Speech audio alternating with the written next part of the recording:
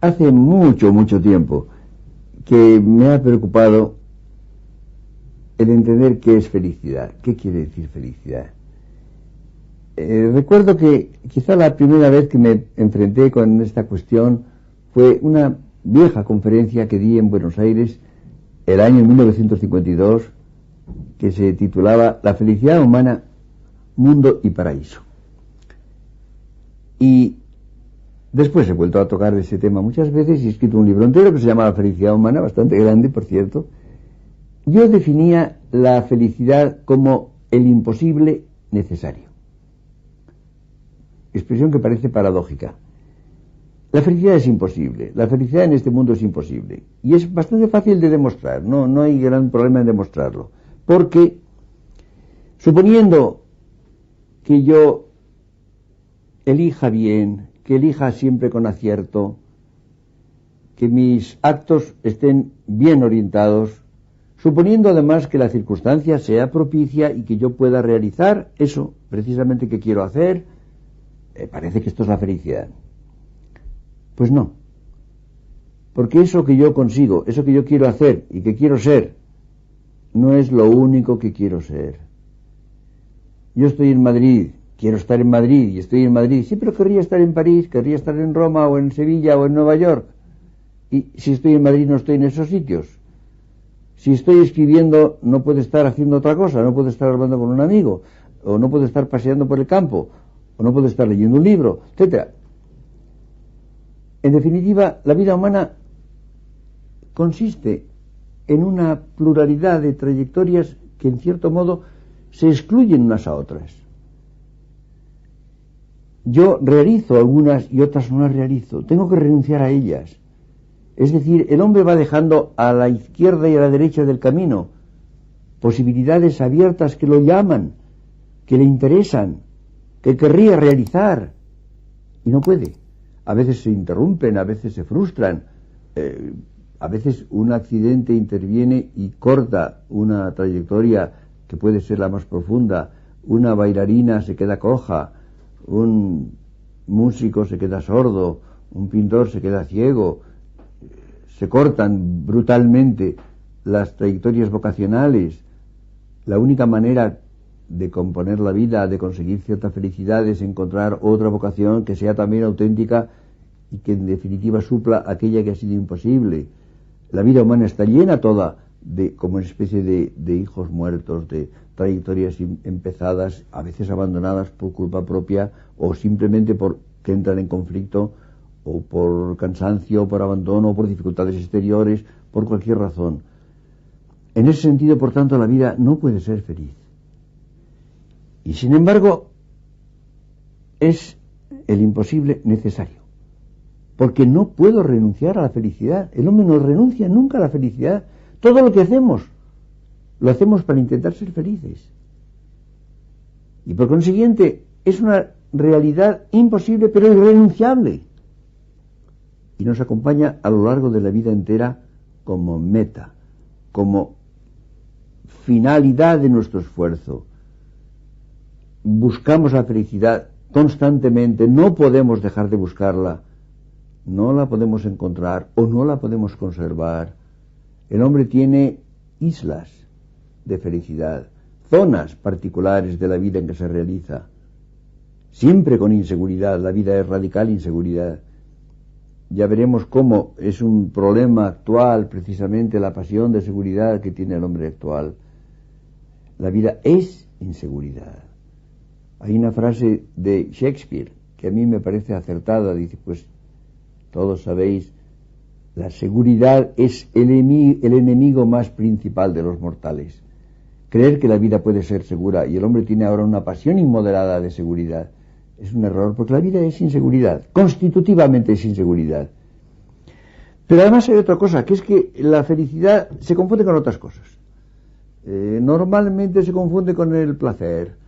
El placer es muy importante, no tengo ningún desdén por el placer, pero es una realidad localizada, relativamente superficial, en la cual no está implicada la persona misma como tal.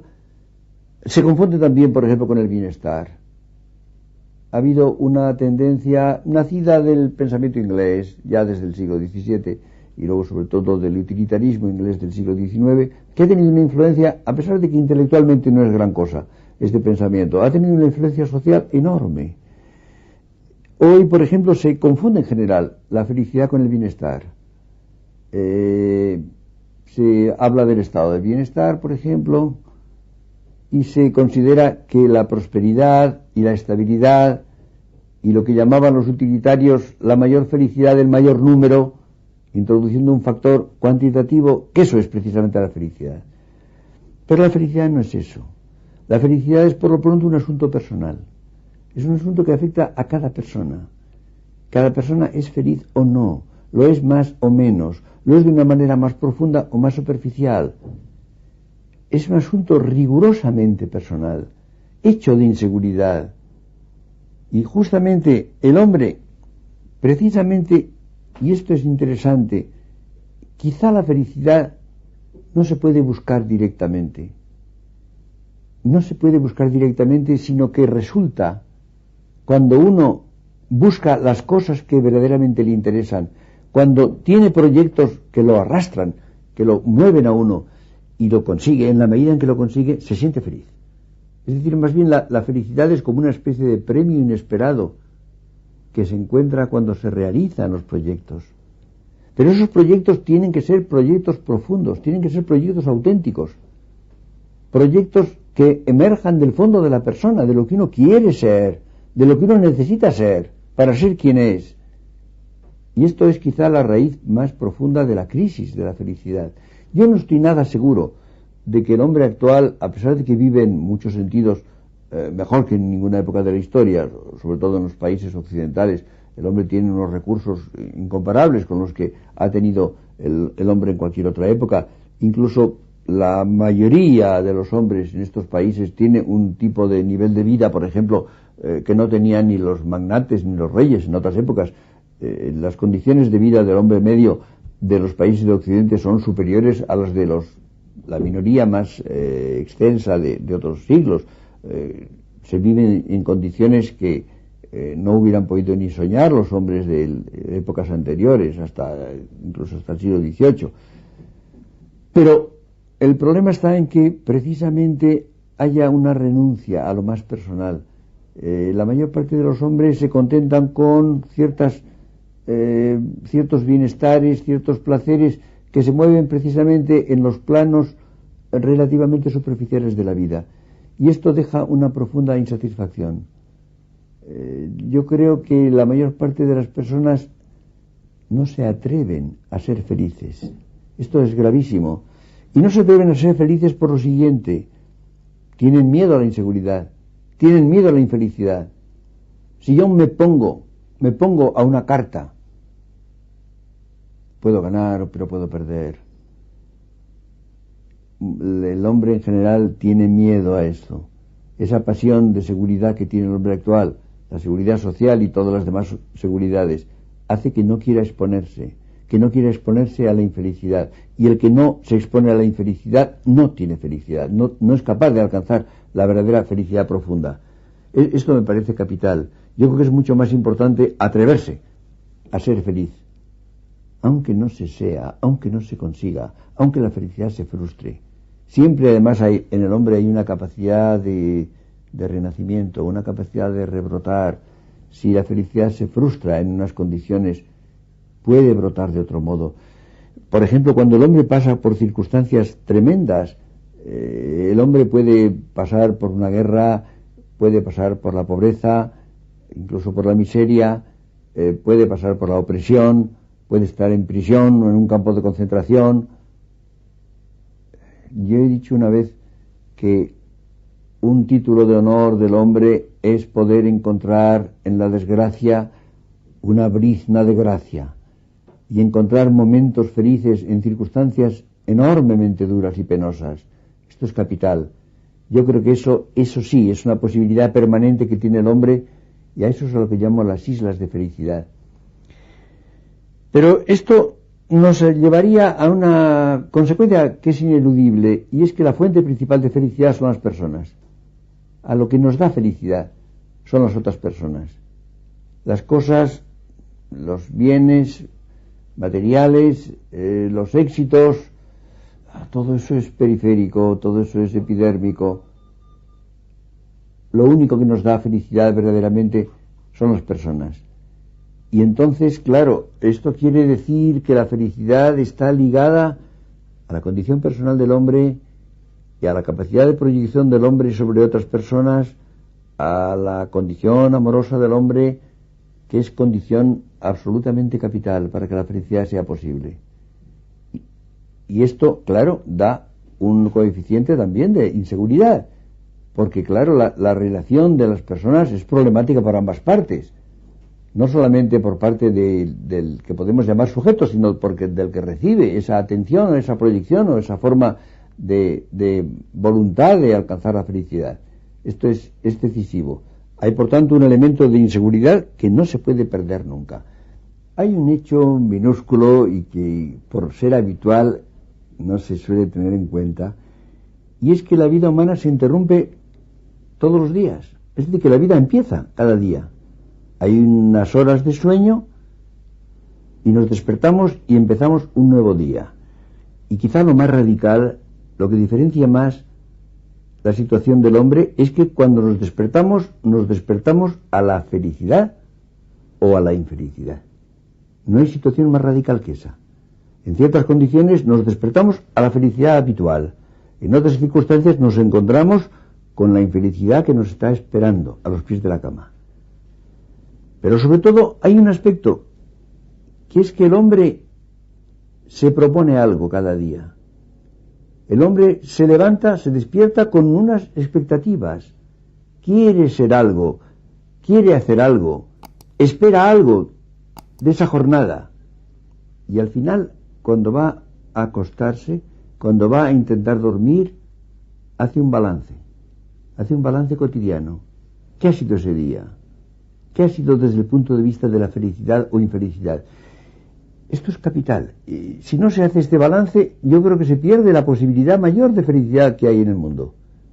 Hay que pedirle algo a la vida, hay que pedirle algo a cada día, no ya a la vida en conjunto, sino a cada día. Y hay que procurar que lo dé. Y si no lo da, hay que esperarlo para el día siguiente. Hay que confiar en el día siguiente. Yo creo que esto da una estructura, diríamos, cotidiana de la felicidad, que es absolutamente importante, porque es la realidad que tiene en cada momento.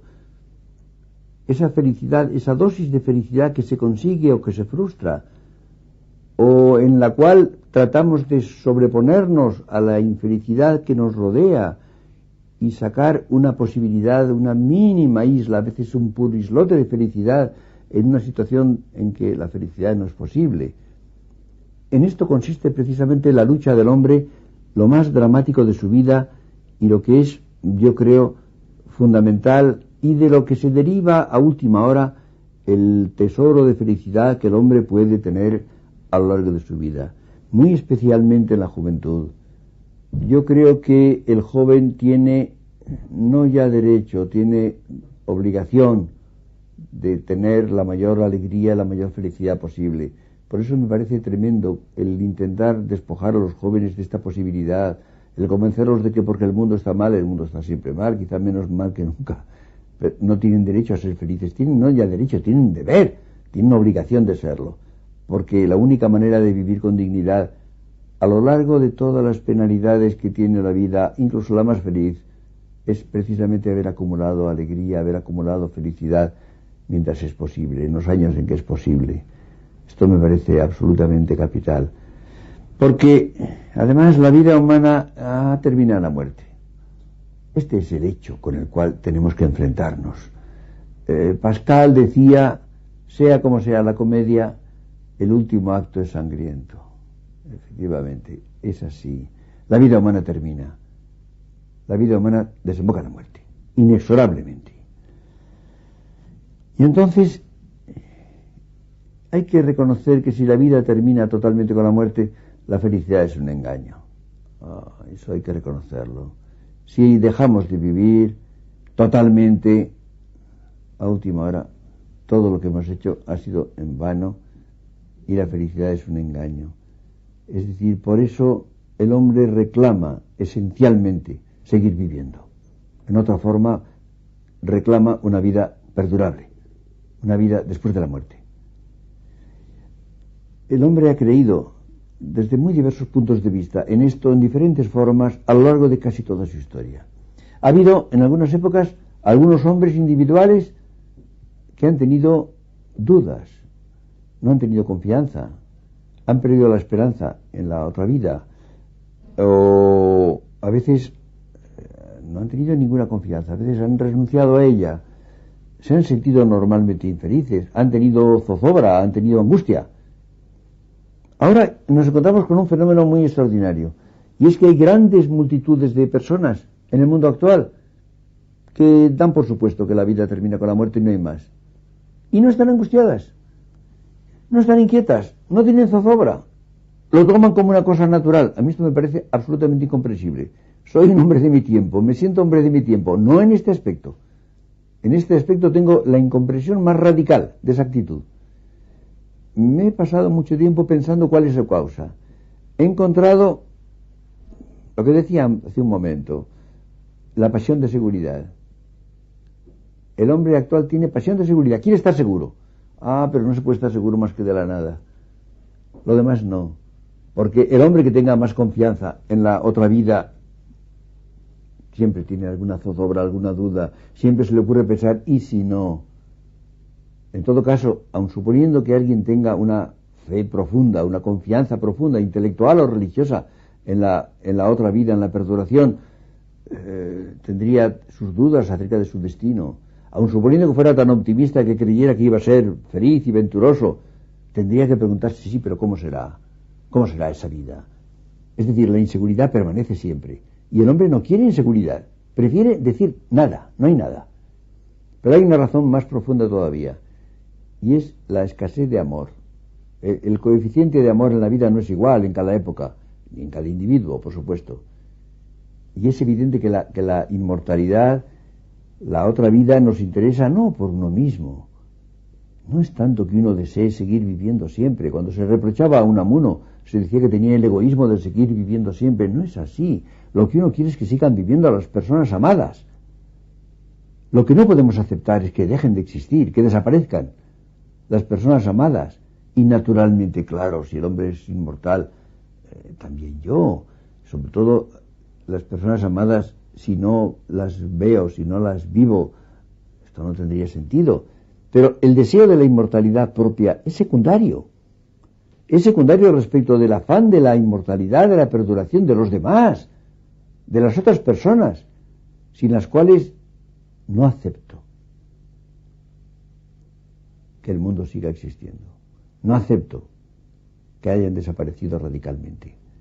Este es el núcleo. Y yo creo que precisamente la crisis del amor en nuestra época es lo que hace que haya tantas personas que no tienen necesidad radical de otras y que por tanto aceptan que dejen de existir, que se aniquilen. Pero hay un aspecto que a mí me parece de la mayor importancia, y es que el hombre apenas se ha atrevido a pensar sobre la otra vida, sobre la vida perdurable. Hay que imaginarla. Hay que imaginarla, ¿para qué? Para poder desearla. Si no se imagina, no se puede desear. Claro, si la imagen que hay de la otra vida es unos bienaventurados vestidos con túnicas blancas sentados en una nube y tocando el arpa, esto yo creo que no le interesa absolutamente a nadie y parece un aburrimiento atroz. Si no se imagina, no se desea, y el hombre no hace ningún esfuerzo de imaginación de lo que es la perduración. En ese libro mío, La felicidad humana, hay un capítulo del cual me disculpo en el libro, digo que quizá no debió escribirse, se llama La imaginación de la vida perdurable. Y yo intento imaginarla, advirtiendo que no será como la imagino, naturalmente que no. Estoy seguro de que no será así, será mucho mejor. Será mucho mejor porque lo que no voy a pensar ni por un momento es que yo pueda imaginar algo que sea más que lo que es la realidad. No puedo imaginar que Dios se quede corto, como es natural, es inimaginable, no será así. No lo puedo imaginar, pero de todas maneras, yo sé lo que es la vida humana. La filosofía ha entendido lo que es la vida humana, que es mía, que es proyectiva, que es circunstancial, que es libre.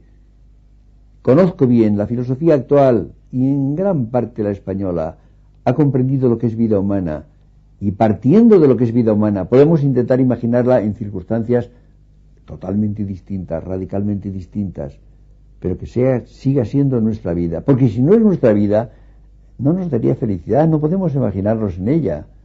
Es la de cada uno, con su personalidad, con su memoria. El cristianismo cree que con su cuerpo, porque se habla de la resurrección de la carne, se habla del otro mundo, que será todo lo otro que se quiera, pero mundo, es un mundo. Y yo creo que es menester intentar imaginarlo. Y yo creo que esta vida perdurable tiene que tener, en forma evidentemente superior, en forma transformada, los rasgos que hacen que la vida sea nuestra, que sea la mía, la de cada cual. Y entonces, evidentemente, hay que pensar que esa vida tiene que tener incluso una dimensión cotidiana. Yo creo que se tiene que conservar de algún modo aquello a que hemos dedicado la vida, aquello a que hemos consagrado la vida. Y además se conservaría la historia. Yo no puedo imaginar que el hombre haya sido una realidad histórica y eso se destruya y haya como una especie de uniformidad homogénea.